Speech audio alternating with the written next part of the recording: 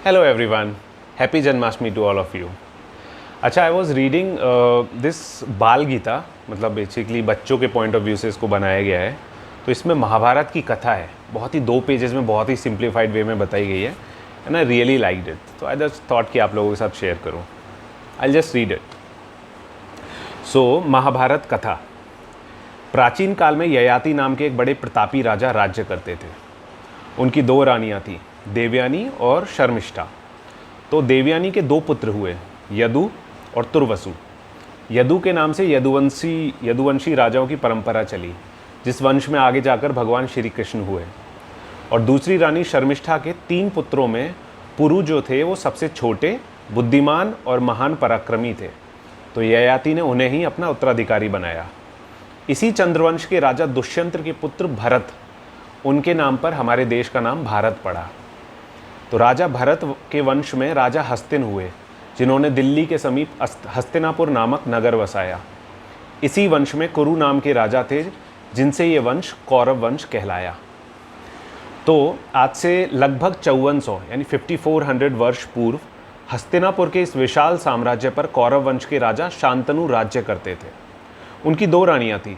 प्रथम रानी गंगा देवी के पुत्र देवव्रत थे, जो भीष्म के नाम से जाने जाते हैं। और दूसरी रानी दासराज कन्या मत्स्योदरी थीं, जो विवाह के बाद सत्यवती कहलाईं।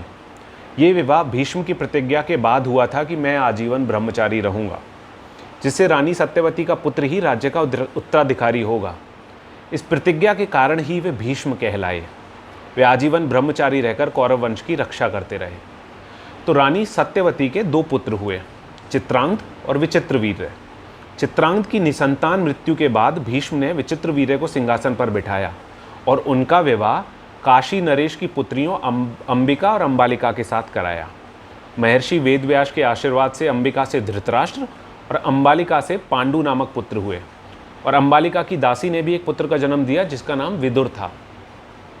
तो धृतराष्ट्र का विवाह गांधार देश की राजकन्या गांधारी से हुआ और पांडु का विवाह राजा कुंती भोज की पुत्री कुंती और मद्र देश की राजकुमारी माद्री से हुआ। धृतराष्ट्र जन्म से अंधे थे, इसीलिए भीष्म पितामह ने राज सिंहासन पर पांडु को बिठाया और विद्वान विदुर को मंत्री बनाया। अब गांधारी को दुर्योधन, दुशासन, दुसय आदि 100 पुत्र तथा दुशला नाम की एक कन्या थी। ये सभी भाई कौरव नाम से प्रसिद्ध हुए। अब कुंती से 3 पुत्र, युधिष्ठिर, भीम, अर्जुन तथा माद्री से 2 पुत्र, नकुल और सहदेव हुए। पांडु के पुत्र होने से 5 भाई पांडव कहलाए। पांडव शूरवीर, पराक्रमी और शीलवान थे।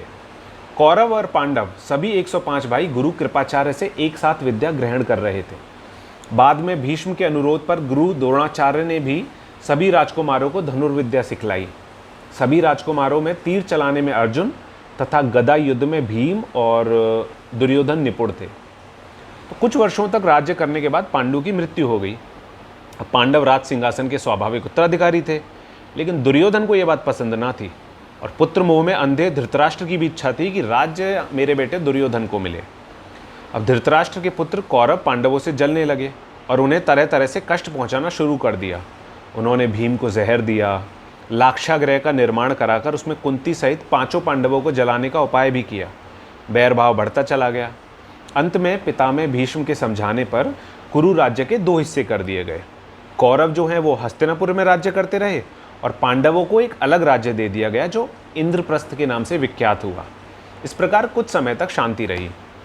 अब कुछ वर्षों बाद दुष्ट दुर्योधन के आमंत्रण पर चौसर यानी जुए के खेल में कुटिल शकुनी ने युधिष्ठिर को हरा दिया, जिसके फलस्वरूप पांडवों का राज्य छिन गया और उन्हें 12 वर्ष का वनवास और 1 वर्ष का अज्ञातवास भोगना पड़ा। सारी शर्तें पूरी कर वनवास से लौटने पर भी लालची दुर्योधन ने राज्य वापस करने से इनकार कर दिया।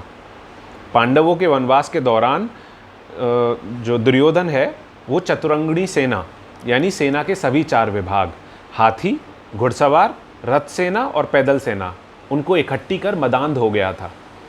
अंतिम प्रयास हेतु योगेश्वर श्री कृष्ण शांति दूत के रूप में महाराजा धृतराष्ट्र से मिले, लेकिन मदांध दुर्योधन ने सुई के बराबर भूमि देने से भी इनकार कर दिया। अंत में युद्ध हुआ। युद्ध में दुर्योधन सहित सभी कौरव मारे गए और पांडवों की विजय हुई। पांडवों ने शरशैया पर लेटे पितामह भीष्म से आशीर्वाद लेकर धर्म साम्राज्य की स्थापना की। तो संक्षेप में यही है महाभारत की कथा, जो भारत का यानी हमारे देश का प्रामाणिक इतिहास है, प्रमाण के साथ इतिहास है। इसी घटित घटना के माध्यम से और इसके पात्रों को प्रतीक बनाकर भगवान श्री कृष्ण ने गीता ज्ञान का प्रादुर्भाव किया, यानी उपदेश दिया।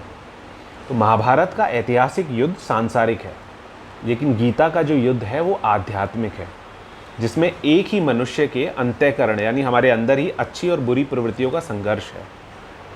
तो भगवान श्री कृष्ण ने इस महाभारत के टाइम पे जितने भी चरित्र थे, जितने भी कैरेक्टर्स थे, उन सब को प्रतीक बनाकर, एज अ सिंबल बनाकर वास्तविक युद्ध यानी हमारे अंदर जो युद्ध होता है, जिसके परिणाम स्वरूप हमें आत्मदर्शन होता है, उसको समझाया है, जो कि गीता में बताया गया है। So this was in short. Thank you so much and happy Janmashtami.